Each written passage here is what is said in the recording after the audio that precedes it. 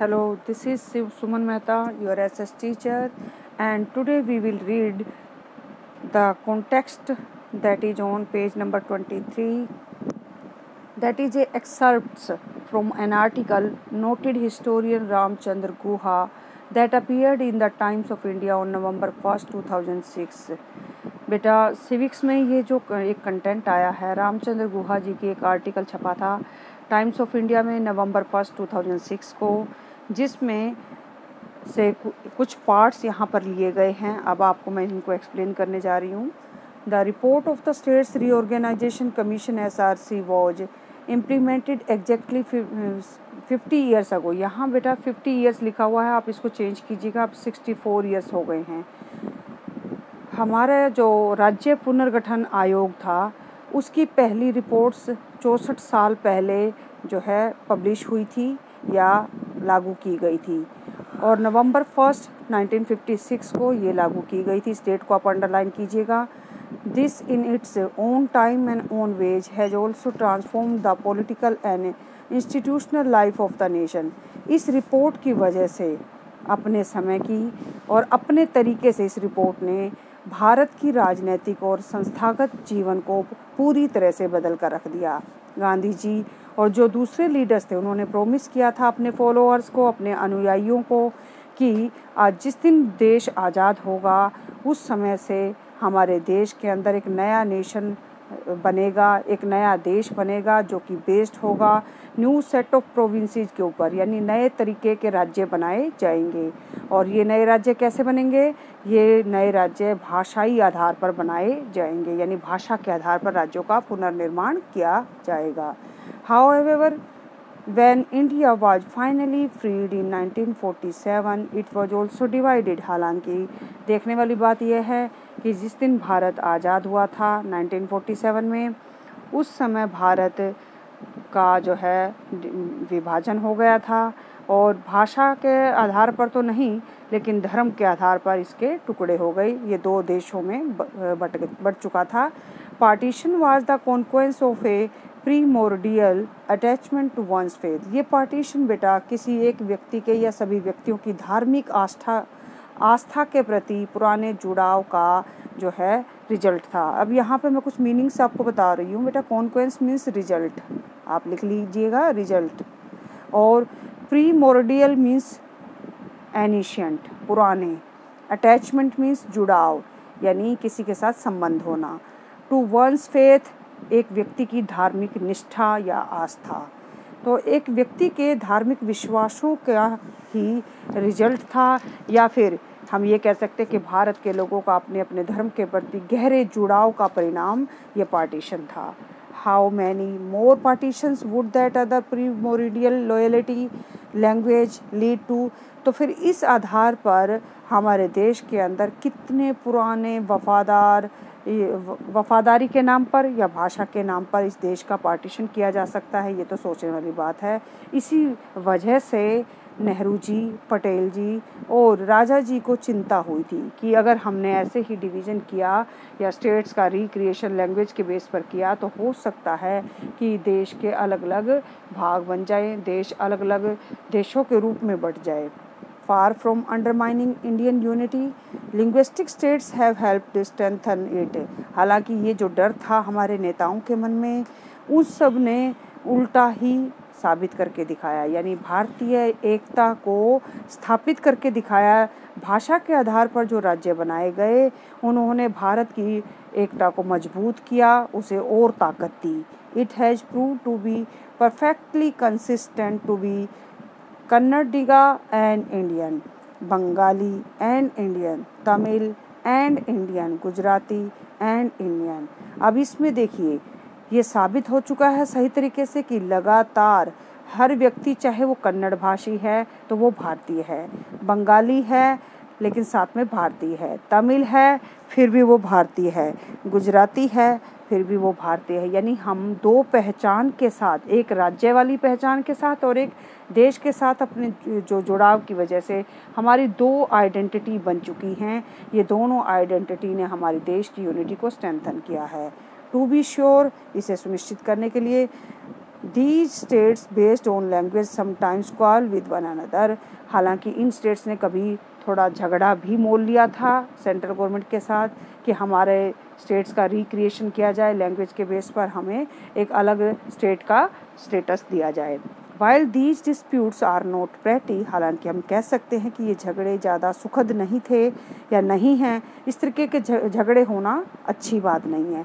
They could in fact have been far worse, लेकिन इतने बुरे भी नहीं थे क्योंकि इनका रिजल्ट हमारे सामने पॉजिटिव आ चुका है। यानी लैंग्वेज के बेस पर जो स्टेट्स का क्रिएशन किया गया उसकी वजह से हमारे देश को मजबूती मिली है और ये पहले से ज़्यादा जो है समृद्ध हुआ है और इसकी वजह से लोग एक दूसरे से कनेक्ट हो पाए हैं।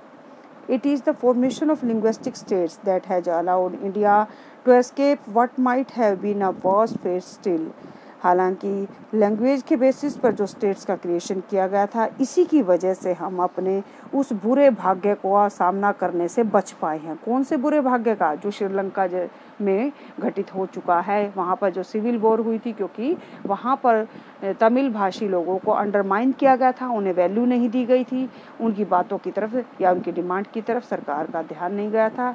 तो हमारे देश में ऐसा नहीं हुआ क्योंकि हमारे देश की सरकार ने, हमारे लीडर्स ने प्रॉपरली इस तरफ अटेंशन दिया और लैंग्वेज के बेसिस पर नए स्टेट्स का क्रिएशन कर दिया। If the sentiments of the native speaker of Telugu, Marathi etcetera it had been disregarded what we might have here was, अगर हम इन तेलुगु भाषी लोगों का या मराठी भाषियों की XYZ कोई भी स्टेट के लोगों की बात को अंडरमाइन करते, उसकी बात को डिसरिगार्ड करते, उनकी बात नहीं सुनते, व्हाट वी माइट भी है, तो फिर यहाँ पर क्या हो जाता है, भाषा एक और 14 to 15 जो नेशंस हैं अलग अलग उसके बन जाते। एक भाषा बोलने वाले 14 या 15 देशों के रूप में हमारा देश बंटकर रह जाता। तो अब यहाँ से आप देख चुके हैं कि ये जो रामचंद्र गुहा हिस्टोरियन हैं, उनकी एक आर्टिकल का कुछ पार्ट्स हमने पढ़े।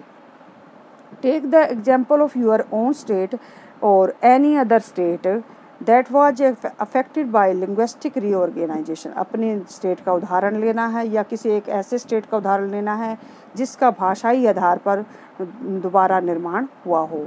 Right a short note for और against the argument given by the author here on the basis of that example.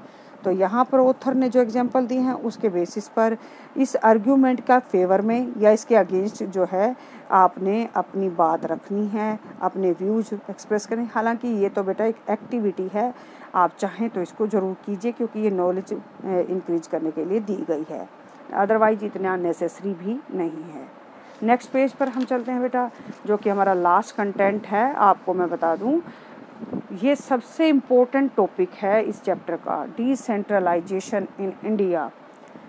We noted above the federal government have 2 or more tiers of governments. We have so far discussed the 2 tiers of government in our country.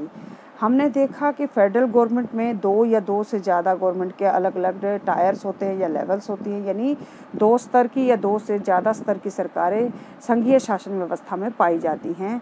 We have so far discuss, हमने पहले भी इसके बारे में discuss किया था कि जो 2 टायर्स ऑफ गवर्नमेंट होती हैं वो एक फेडरल स्ट्रक्चर बनाती हैं। But a vast country like India can not be run only through these 2 tyres.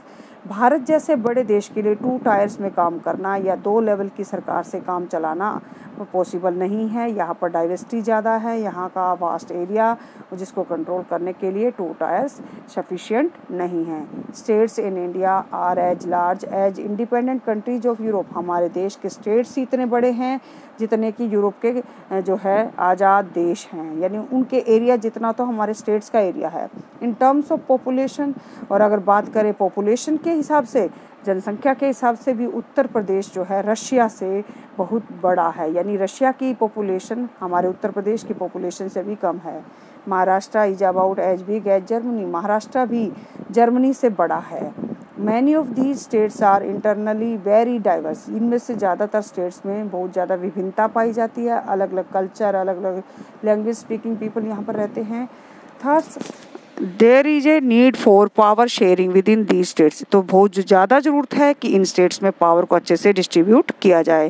Federal power sharing in India needs another tyre of government, हमारे फेडरल सिस्टम के अंदर जो कि इंडिया में अडोप्ट किया गया है, इसमें एक और टायर की भी ज़रूरत पड़ती है, क्योंकि इतनी डाइवर्सिटी को, इतने वास्ट एरिया को कंट्रोल करना, एडमिनिस्टर करना और इफेक्टफुली वर्क करना पॉसिबल नहीं है। इसीलिए थर्ड टायर की नीड भी फील की गई below that of the state government, जो कि स्टेट गवर्नमेंट के नीचे बनाई गई।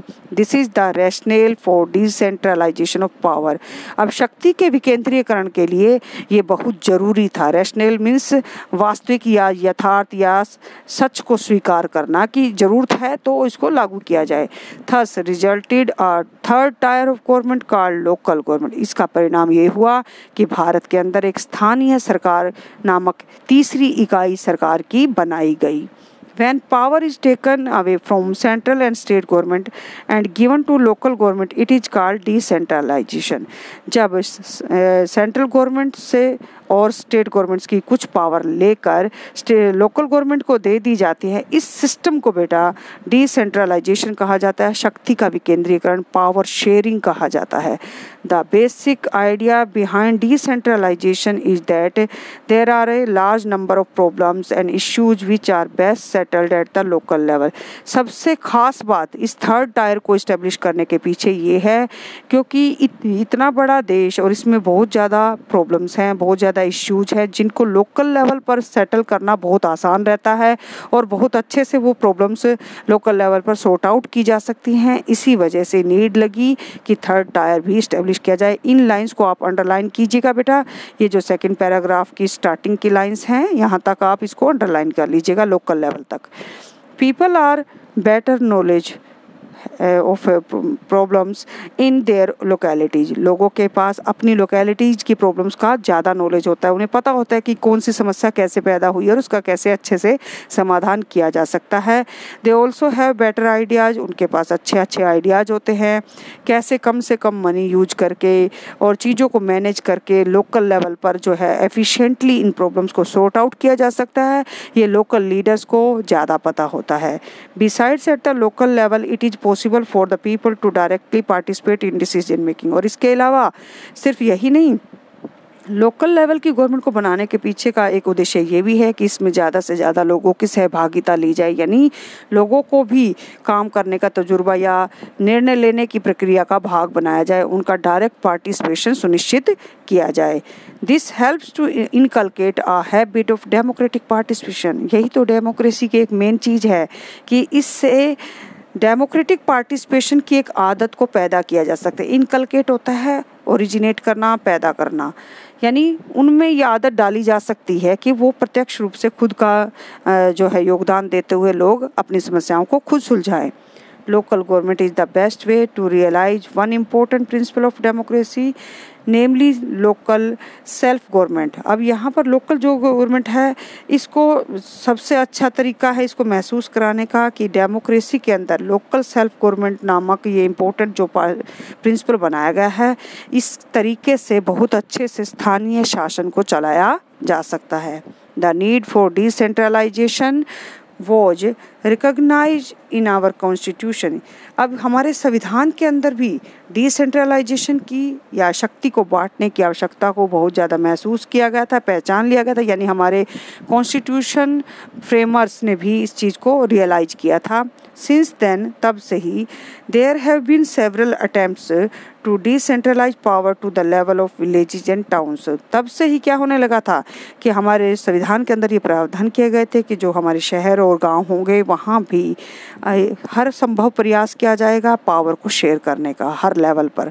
Panchayats in villages and municipalities in urban areas were set up in all the states, गांव-गांव में पंचायतें और शहरों में म्यूनिसिपैलिटी यानी नगर पालिकाओं की व्यवस्था राज्यों के अंदर जगह जगह की गई थी।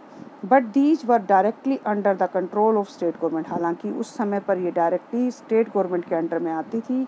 Elections to these local governments were not held regularly, हालांकि उस समय पर यहाँ पर लोकल गवर्नमेंट के इलेक्शन रेगुलरली नहीं होते थे, ज़्यादा कंट्रोल स्टेट गवर्नमेंट का था। इन लाइंस को आप अंडरलाइन कीजिएगा बेटा। क्या क्या समस्याएं थी? लोकल गवर्नमेंट तो शुरुआत से थी देश के अंदर, लेकिन उसे काफ़ी समस्याओं को झेलना पड़ रहा था, या वो इतनी पावरफुल नहीं थी, तो उसके क्या कारण थे? ये इस क्वेश्चन को हम ऐसे फ्रेम कर सकते हैं, what are the reasons of the not effective working of local bodies that were earlier existed before decentralisation. तो इस टाइप से क्वेश्चन बन चुका है इसका। Local government did not have any powers of resources of their own. Local government को अपना काम चलाने के लिए कोई पावर शेयर नहीं की गई थी, या पैसे का उनकी व्यवस्था नहीं की गई थी जिससे कि वो अपना काम अच्छे से कर सके। Thus there was very little decentralisation in effective terms. और प्रभावशाली रूप से डिसेंट्रलाइजेशन बहुत ही कम था, मतलब शक्ति बहुत कम दी गई थी, जिसकी वजह से वो इफेक्टफुली वर्क नहीं कर पा रही थी। तो अब ये जो लोकल बॉडीज़ हैं, जो कि पहले से एग्जिस्टेड है इंडिया के अंदर, शुरुआती स्तर से ही हमारे देश के अंदर मौजूद हैं ये व्यवस्थाएं, तो इनको मोर पावरफुल बनाने के लिए या स्ट्रेंथन करने के लिए क्या क्या स्टेप उठाए गए? पहला मेजर स्टेप जो है डिसेंट्रलाइजेशन के वे में किया गया था 1992 में। इसको भी आप अंडरलाइन कीजिएगा कि 1992 में डिसेंट्रलाइजेशन की प्रोसेस को ज़्यादा अच्छे तरीके से लागू किया गया। The Constitution was amended to make the third tier of democracy more powerful and effective। हमारे संविधान के अंदर संशोधन किया गया, उसमें बदलाव किया गया ताकि डेमोक्रेसी के इस थर्ड टायर को ज़्यादा शक्तिशाली बनाया जा सके और प्रभावशाली बनाया जा सके। वो ये बेटा, ये जो कंटेंट आने वाला है, अब ये 5 पॉइंट्स हैं यहाँ पर, इनको तो आप ये समझ के चलिए कि आपको करना ही करना है। वेरी इंपॉर्टेंट, मोस्ट इम्पोर्टेंट और मोस्ट वांटेड क्वेश्चन कि what are the main steps taken by the Indian government in 1992 to strengthen the decentralization, and what type of measures were used in the terms of decentralization। इस type से question आ सकता है, और भी कई इसकी sense मैं बाद में आपको बताऊंगी। Now it is first point बेटा, now it is constitutionally mandatory to hold regular elections to local government bodies. पहले जो रेगुलर इलेक्शन नहीं होते थे लोकल गवर्नमेंट के, अब उनको रेगुलर कंडक्ट करने का जो है विशेष जो है ध्यान दिया गया, यानी संवैधानिक रूप से इसको जो है ज़रूरी कर दिया गया। मैंडेटरी होता है बहुत ज़रूरी, लागू कर देना, जो कि करना ही पड़ेगा आपको। Seats are reserved in the elected bodies. जितनी भी इलेक्टेड बॉडीज है उनमें सीट्स रिजर्व की गई। एग्जीक्यूटिव हेड्स जो इंस्टीट्यूशंस के थे, उसमें शेड्यूल कास्ट के लोग यानी अनुसूचित जाति के लोग, शेड्यूल ट्राइब्स के लोग यानी कि अनुसूचित जनजाति के लोग, एंड अदर बैकवर्ड क्लासेज और दूसरे पिछड़े वर्ग के लोग, इन सब की सीट्स यहाँ पर जो है लोकल बॉडीज के इलेक्शन में रिजर्व की गई। At least 1/3 of all positions are reserve for women. कम से कम 1/3 हिस्सा यानी 33% जो है सीट्स रिजर्व कर दी गई हैं वीमेन कैटेगरी के लिए इन लोकल बॉडीज़ के इलेक्शन में। अब यहाँ पर पहली बार यहाँ पे ये रिजर्वेशन वीमेन को दिया गया है। An independent institution called the State Election Commission has been created in each state to conduct panchayat and municipal election. अब हर राज्य के पंचायती इलेक्शन के लिए, म्यूनिसिपल इलेक्शन के लिए अच्छे से उनको इलेक्शन को कंडक्ट करने के लिए अलग अलग स्टेट में स्टेट इलेक्शन कमीशन को बनाया गया है, यानी राज्य चुनाव आयोग का गठन किया गया है, जो कि एक स्वतंत्र संस्था के रूप में काम करता है, जिसके ऊपर किसी का प्रेशर नहीं है, और वो अपनी पूरी रिपोर्ट सेंट्रल जो है इलेक्शन कमीशन को सौंपता है। The state government are required to share some powers and revenue with the local government body. पहले जैसे स्टेट गवर्नमेंट अपनी मर्जी से कुछ फंड देती थी पंचायतों को तो वो काम करती थी, अदरवाइज उनका काम पीछे रह जाता था, यानी रिसोर्सेज कम थे, उनके पास पावर्स कम थी। अब क्या किया गया, अब फिक्स कर दिया गया है कि कुछ सब्जेक्ट्स जो है उनके ऊपर टैक्स लगाने का काम या रेवेन्यू कलेक्ट करने का काम जो है वो लोकल बॉडीज करेंगी और उस पैसे से अपना काम चलाएंगी। तो स्टेट गवर्नमेंट ने अपनी कुछ पावर्स और रेवेन्यू लोकल गवर्नमेंट बॉडीज को सौंप दी हैं। The nature of sharing varies from state to state. अब कितनी सौंपी हैं यानी कितनी पावर्स दी हैं, कितना पैसा दे रही हैं, तो ये अलग अलग स्टेट में अलग अलग पाया जाता है, यानी हर गवर्नमेंट एक जैसा इक्वल लेवल पर पावर डिस्ट्रीब्यूशन नहीं कर रही है लोकल बॉडीज को। Rural local government is popularly known by the name Panchayati Raj. इस रूरल लोकल गवर्नमेंट को हम पंचायती राज सिस्टम के नाम से भी जानते हैं। इसको आप भी अंडरलाइन कर सकते हैं। अनदर नेम पूछा जा सकता है ईच विलेज और a group of village in some states has a Gram Panchayat. हर गांव के अंदर या कई गांव के जो है ग्रुप के अंदर अलग अलग स्टेट्स के अंदर जो है एक ग्राम पंचायत पाई जाती है, यानी हर गांव में या फिर गांव के कुछ गांव के ग्रुप में एक ग्राम पंचायत का गठन किया जाता है। This is a council consisting of several ward member. ये एक ऐसी काउंसिल, एक ऐसी परिषद होती है जिसमें कुछ वार्ड के मेंबर शामिल होते हैं जिन्हें पंच कहते हैं। कुछ वार्ड के मेंबर्स को जो कि इस काउंसिल का पार्ट होते हैं उन्हें पंच कहा जाता है। एंड ए प्रेसिडेंट और सरपंच, और जो इसका मेन हेड होता है उसे सरपंच या प्रेसिडेंट कहा जाता है। They are directly elected by all the adult population. इन सब का चुनाव एडल्ट पॉपुलेशन के थ्रू करवाया जाता है अलग अलग वार्ड से। गांव को अलग अलग वार्ड में डिवाइड करके वहाँ से एडल्ट सिटीजन्स जो होते हैं वो इनका चुनाव करते हैं। It is the decision making body for the entire village. ये पूरे गांव का निर्णय लेने वाली संस्था होती है। The Panchayat works under the overall supervision of the Gram Sabha. पंचायतें ग्राम सभा के सुपरविजन में इसमें कहेंगे कि उसके निरीक्षण में काम करते। ग्राम सभा के निरीक्षण में सारी ग्राम पंचायतें अपना काम करती हैं, यानी ग्राम सभा को उन्हें रिपोर्ट करना होता है। All the voters in the village are its members. गांव के सभी वोटर्स इसके भी मेंबर होते हैं। किसके? ग्राम पंचायतों के मेंबर तो होते ही हैं क्योंकि उसका इलेक्शन वो करते हैं, लेकिन ग्राम सभा के मेंबर्स भी होते हैं।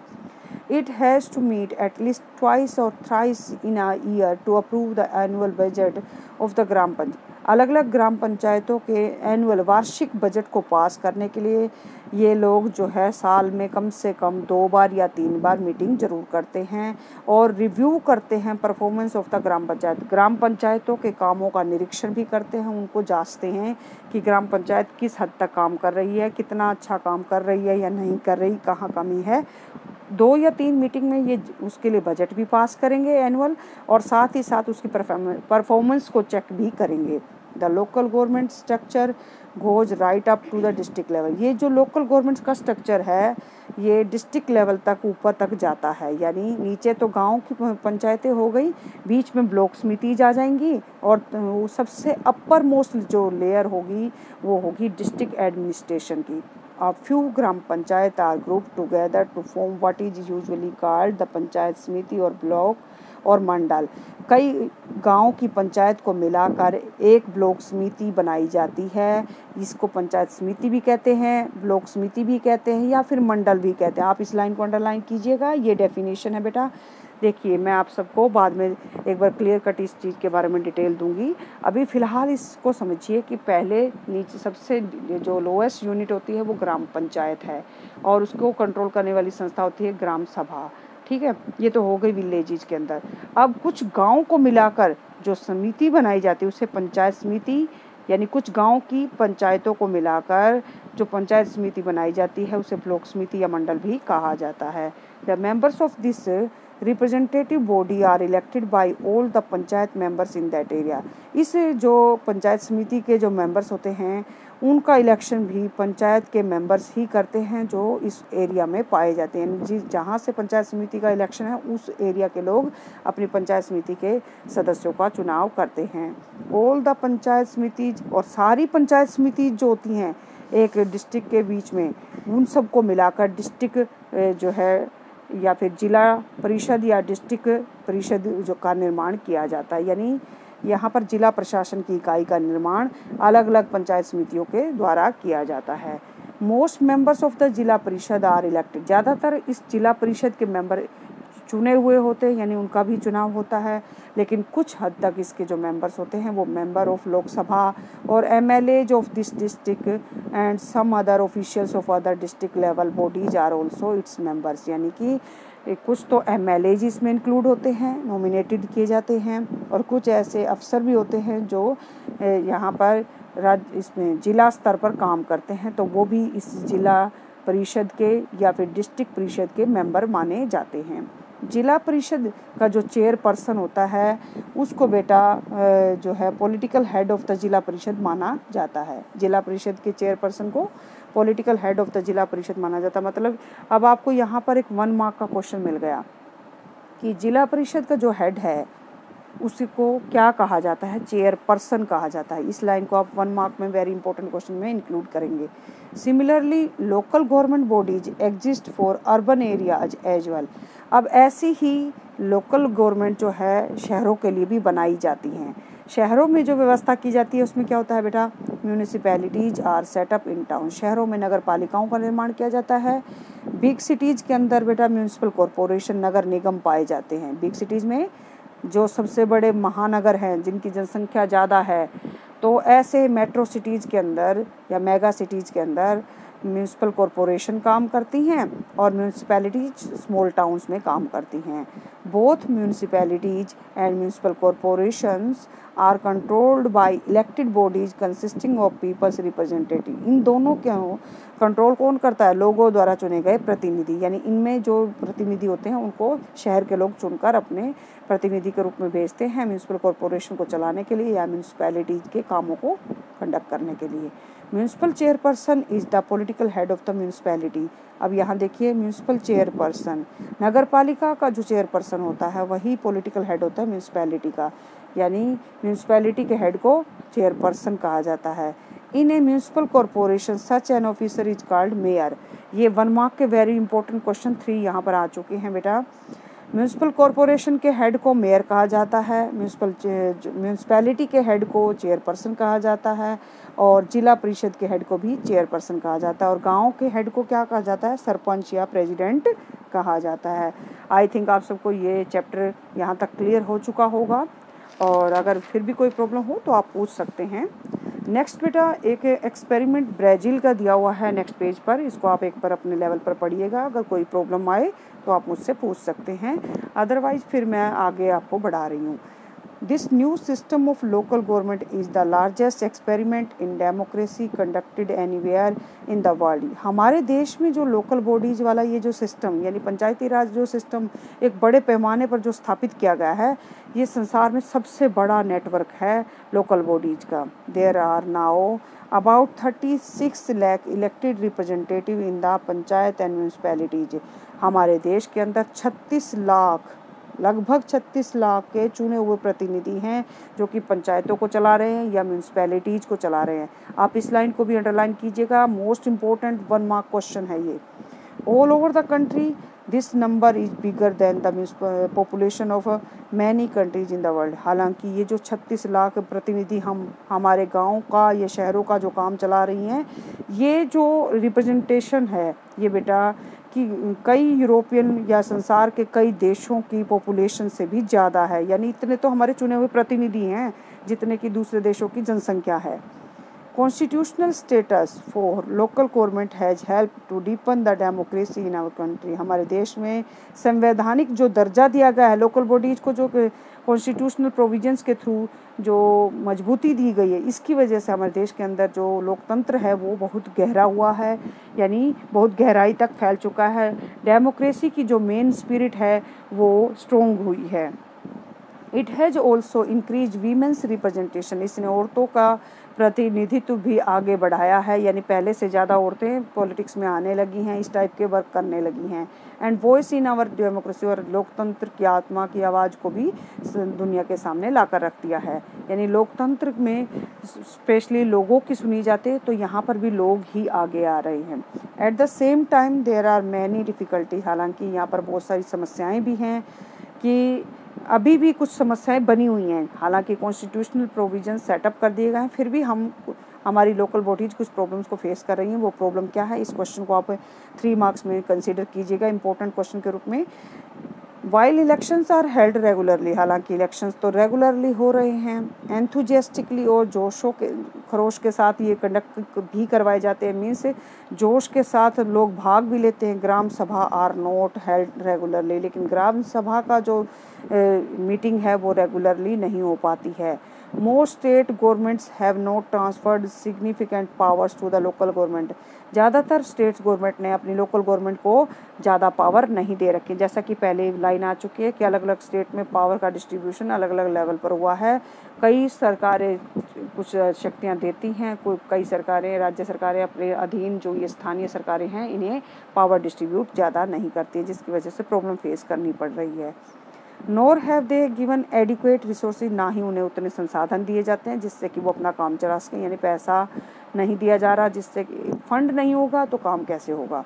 We are thus still a long way from realising the ideal of self government, अभी भी हम बहुत दूर है वो रास्ता हमारे लिए सेल्फ गवर्नमेंट यानी खुद की सरकार बनाने का जो आदर्श रूप हमने जो सपना देखा है उसको अभी पाना बहुत दूर है, अभी बहुत लंबा रास्ता तय करना है ऐसी व्यवस्था करने के लिए जब ये कमियां दूर हो जाएं और हमारे देश में लोकल बॉडीज वेल इस्टेब्लिश हो जाएं और अपना काम खुद चलाएं। नेक्स्ट बेटा, अब मैं आपको बताने जा रही हूँ यहाँ पर कुछ एक्सरसाइज के क्वेश्चन आप जिसको अपने बुक में कर भी सकते हैं। हालांकि फर्स्ट क्वेश्चन तो बेटा मैप से रिलेटेड है, जिसमें आपको पॉलिटिकल मैप ऑफ इंडिया में मणिपुर, सिक्किम, छत्तीसगढ़ और गोवा को शो करना है, लोकेट करना है। सेकंड क्वेश्चन में आइडेंटिफाई करना और शेड करना है 3 federal countries other than India, Bharat को छोड़कर 3 ऐसे देशों फेडरल गवर्नमेंट को शो करना है जहाँ पर फेडरल गवर्नमेंट है। Blank outline political map of the world लेकर उस पर शो करना है, इसको आप कर लीजिएगा। Point out one feature in the practice of federalism in India that is similar to one feature that is different from that of Belgium, एक ऐसी विशेषता जो कि बेल्जियम से भारत की मिलती है फेडरलिज्म के फील्ड में, और एक ऐसी विशेषता जो कि नहीं मिलती बेल्जियम से, दोनों को ही आपने यहाँ पर डिस्क्राइब कर। इस क्वेश्चन को आप अपनी नोटबुक में लिखिएगा। What is the main difference between A federal form of government and A unitary government. मैंने जब आपको लेसन रीड करवाना शुरू किया था तो स्टार्टिंग में ये कंसेप्ट आया था फेडरल फॉर्म ऑफ गवर्नमेंट और यूनिटरी वन में क्या अंतर होता है। विद एन एग्जांपल आपको इसको शो करना है। आई थिंक आप सब इतने कैपेबल हैं अब कि आप इसका आंसर राइट डाउन कर सकते हैं।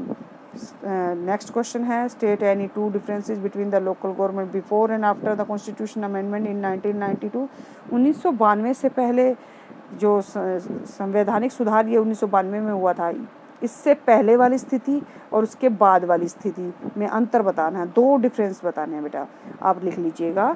क्या था जो अभी अभी पढ़ा के मैंने मतलब आपको बताया ही है कि 1992 से पहले इतनी पावर शेयर नहीं की गई थी, रेगुलर इलेक्शन नहीं होते थे और जो है पावर रिसोर्सेज भी नहीं दिए जाते थे, जबकि 1992 के बाद कॉन्स्टिट्यूशनल अमेंडमेंट करके उनको स्ट्रेंथन किया गया है, उन्हें पावर डिस्ट्रीब्यूट की गई है, उनके रेगुलर इलेक्शन कंडक्ट करवाने के लिए स्टेट इलेक्शन कमीशन का फॉर्मेशन भी हुआ है। ये सारी बातें इसमें आ सकती हैं बेटा।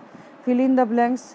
Since the United States is dash type of federation, किस टाइप का यूनाइटेड स्टेट्स जो है किस टाइप का फेडरेशन का एग्जांपल है, ये है किसका, इसमें आपने बताया था ना होल्डिंग टुगेदर और